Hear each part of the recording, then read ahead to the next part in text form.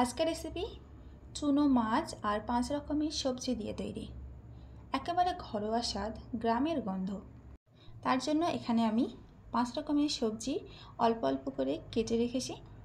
আর চুনো মাছগুলো ধুয়ে একটা থালায় রাখলাম, এর থেকে অর্ধেক নেব। মিক্সিতে দিলাম রাই, রসুন, কাঁচা লঙ্কা আর আদা, ছোট ছোট করে কুচি করে, যাতে মিক্সিতে পেস্ট করতে সুবিধা হয়। আর অল্প পানি, এটা পেস্ট করে রেখে দেবো।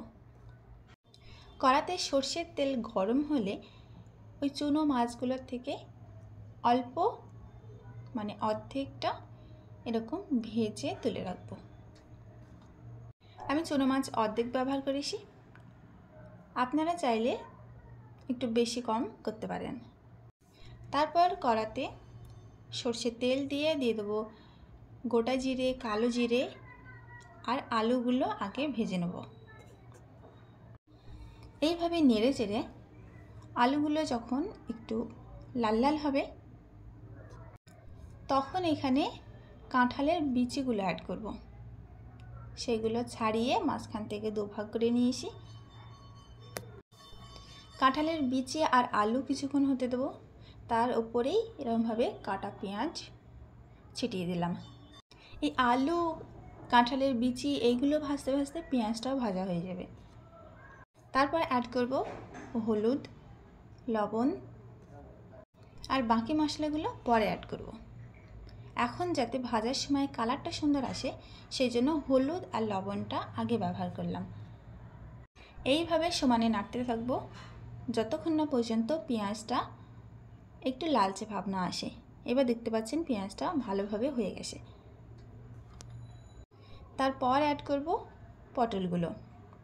পটলগুলো একটা পটল এরকমভাবে ছাড়িয়ে 4টে মতো পিস করেছি। পটলটা অ্যাড করার পরেই কিছুক্ষণ পর বাকি যে সবজিগুলো আছে সেগুলো ঢেলে দেবো। এই যে বিন, গাজর দুটোই একসাথে ঢেলে দিলাম, দিয়ে এভাবে কষিয়ে নেব। তারপর মিক্সিতে যেটা পেস্ট করে রেখেছিলাম আদা, রসুন, কাঁচা লঙ্কা, রাই, সেই পেস্টটা এখানে ঢেলে দেবো। আর বাটিতে একটু পানি দিয়ে সেটাও এতে ঢেলে দেবো। তারপর আবার কষাতে থাকবো এরকম।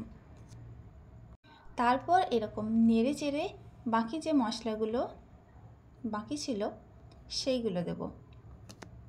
ধনে গুঁড়ো, জিরে গুঁড়ো আর তেজপাতাটা আগেই ব্যবহার করবেন, আমি ভুলে গেছিলাম, ওই জন্য এখন ব্যবহার করলাম। আর কালারের জন্য দিয়ে দেবো লাল লঙ্কার গুঁড়ো।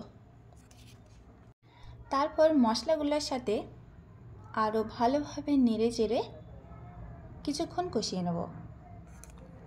টমেটোগুলো খুব বেশি ছোট পিস করিনি, এরকম লম্বা লম্বাভাবে কেটে টমেটোগুলো শুধু অ্যাড করে দিলাম।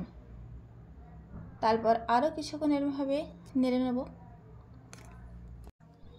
তারপর পরিমাণ মতো পানি ঢেলে, এটা একদম শুকনো শুকনো হবে না, হালকা মতো ঝোল থাকবে, যেটাকে বলা হয় গাঢ় ঝোল। তো সেই হিসেবে পানি ঢেলে ঢেকে রেখে মিডিয়াম ফ্লেমে 5 মিনিট হতে দেবো। তারপরে অ্যাড করব যে মাছগুলো ভেজে রেখেছিলাম সেইগুলো। এই মাছগুলো দেওয়ার পরে আরও কিছুক্ষণ ঢেকে রাখবো, তাও 3-4 মিনিট ঢেকে রাখবো মিডিয়াম ফ্লেমে। তারপরে ধনেপাতা ব্যবহার করবেন। আমার কাছে ফ্রেশ ধনেপাতা ছিল না, তো ফ্রিজে রেখে দিয়েছিলাম, শুকিয়ে গেছিলো, সেইগুলোই ব্যবহার করলাম। তাহলে রেডি। দেখতে পাচ্ছেন কত সুন্দরভাবে তৈরি হয়ে গেল। সবাই ভালো থাকবেন, সুস্থ থাকবেন। দেখা হচ্ছে এরকম আরও নানান ধরনের রেসিপি নিয়ে।